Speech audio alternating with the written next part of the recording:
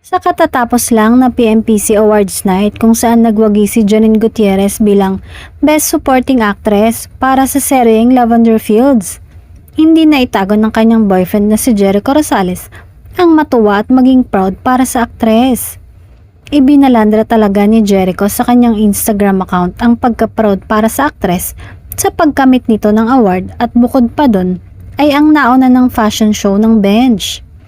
Madami ang humanga sa aktres, hindi lang naman si Echo.